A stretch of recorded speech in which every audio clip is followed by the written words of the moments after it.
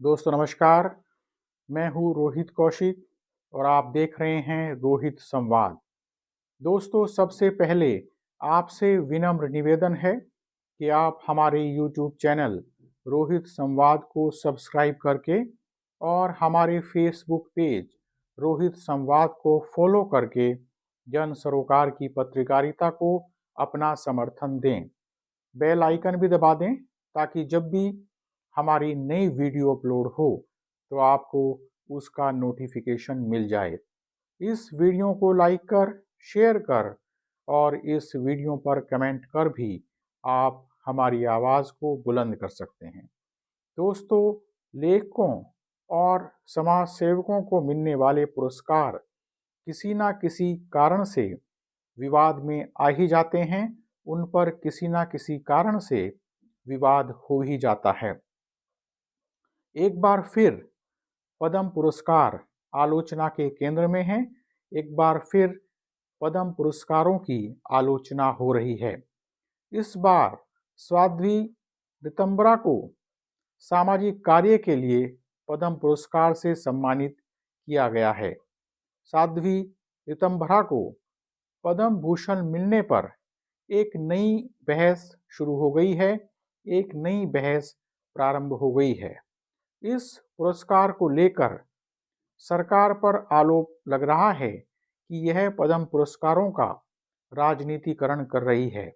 वहीं दूसरी ओर अनेक लोग इस फैसले का स्वागत भी कर रहे हैं।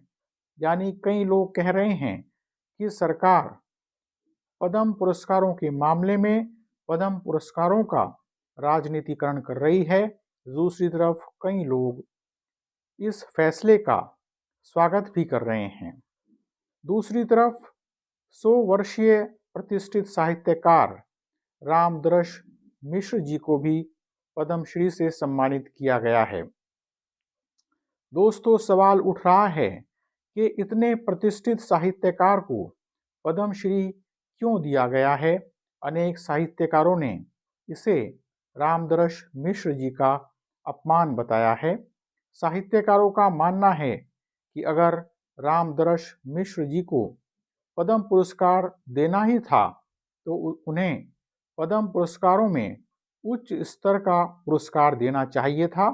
उन्हें पद्म पुरस्कारों में सबसे नीचे के स्तर का पुरस्कार क्यों दिया गया। प्रतिष्ठित साहित्यकार रामदरस मिश्र जी की एक लंबी साहित्यिक साधना रही है, एक लंबी साहित्यिक यात्रा रही है। दोस्तों, साध्वी रितंभरा वृंदावन में वात्सल्य ग्राम आश्रम चलाती हैं। वे राम जन्मभूमि आंदोलन का प्रमुख चेहरा रही हैं। राम मंदिर आंदोलन में उनके उग्र भाषणों के ऑडियो टेप काफी चर्चित हुए थे। 6 दिसंबर 1992 को जब कारसेवकों ने बाबरी मस्जिद पर चढ़ाई की तो भारतीय जनता पार्टी के प्रमुख नेताओं और अनेक साधु संतों के साथ मंच पर साध्वी रितंभरा भी मौजूद थी। साध्वी रितंभरा पर दंगा भड़काने का आरोप लगा था। इस मामले में उन पर मुकदमा भी चला था। हालांकि 30 दिसंबर 2020 को बाबरी मस्जिद विध्वंस के मामले में सीबीआई की विशेष अदालत ने सभी अभियुक्तों को बरी कर दिया था। साध्वी रितंभरा ने पद्म पुरस्कार दिए जाने की घोषणा का स्वागत किया है और उन्होंने इस फैसले का स्वागत करते हुए कहा कि मुझे तो सबसे बड़ा सम्मान, सबसे बड़ा पुरस्कार तभी मिल गया था जब 22 जनवरी को रामलला राम मंदिर में विराजे थे। सुप्रीम कोर्ट के वरिष्ठ वकील और सामाजिक कार्यकर्ता प्रशांत भूषण ने साध्वी रितंभरा को पद्म भूषण से सम्मानित करने के फैसले पर आलोचना की है। उन्होंने इस फैसले की निंदा की है। उन्होंने कहा कि मोदी सरकार में पद्म पुरस्कार राजनीतिक तमाशा बन गए हैं। मानवाधिकार कार्यकर्ता तीस्ता सीतलवाड़ ने भी इस फैसले की आलोचना की है। उन्होंने भी इस फैसले की निंदा की है। उन्होंने कहा कि नफरत फैलाने वाली दुर्गा वाहिनी की संस्थापक और बाबरी मस्जिद विध्वंस में भागीदार साध्वी ऋतंभरा को पद्म भूषण मिलना बहुत ही दुर्भाग्यपूर्ण है। दोस्तों, विभिन्न संस्थाओं द्वारा दिए जाने वाले निजी और सरकारी पुरस्कारों पर कई तरह के सवाल उठते रहे हैं। पद्म पुरस्कारों पर भी यह सवाल उठता रहा है कि कई लोगों को ये पुरस्कार राजनीतिक विचारधारा को ध्यान में रखकर दिए जाते हैं। यह सही है कि कोर्ट के आदेश के द्वारा अयोध्या में राम मंदिर बना है। कोर्ट के आदेश के द्वारा अयोध्या में राम मंदिर का निर्माण हो गया है, लेकिन इस बात से इनकार नहीं किया जा सकता कि राम मंदिर आंदोलन में साध्वी ऋतंभरा ने सक्रिय रूप से भाग लिया था और नफरती बयान दिए थे, नफरती भाषण भी दिए थे।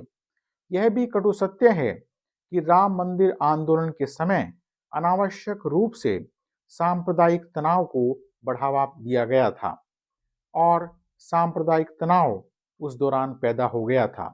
इस कारण हिंदुओं और मुसलमानों में मनमुटाव और ज़्यादा हो गया था। बड़े बड़े राजनेताओं और न्यायालय ने तार्किक रूप से इसे भारत की छवि के लिए ठीक नहीं बताया था, लेकिन सरकार बदलने से कई मामले भी बदल जाते हैं। केंद्र में भारतीय जनता पार्टी की सरकार होने के कारण कई मामलों में दोषियों को हीरो बना दिया गया।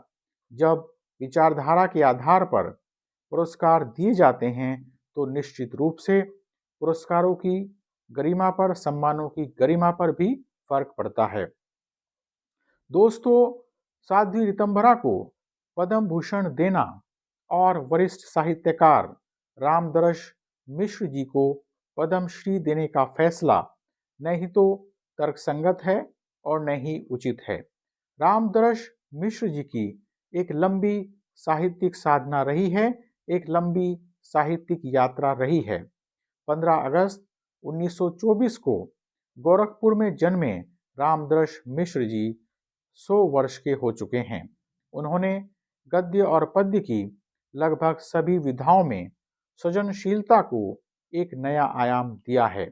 उन्होंने कविता, कहानी, उपन्यास, आलोचना और निबंध जैसी विधाओं में तो लिखा ही है, आत्मकथा, यात्रा वृतांत और संस्मरण भी लिखे हैं। निश्चित रूप से रामदरस मिश्र जी को इस उम्र में पद्मश्री देना उनका सच्चा सम्मान नहीं है, उनका वास्तविक सम्मान नहीं है। इससे अच्छा तो उन्हें यह पुरस्कार दिया ही नहीं जाता।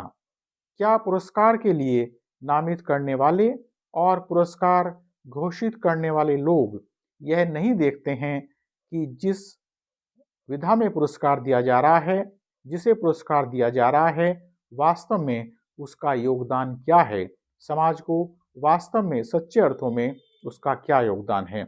अगर इसी तरह पुरस्कार दिए जाते रहे तो इन पुरस्कारों का क्या महत्व रह जाएगा। बहरहाल, आज रोहित संवाद में इतना ही। जल्दी ही मिलेंगे एक नए मुद्दे के साथ। नमस्कार।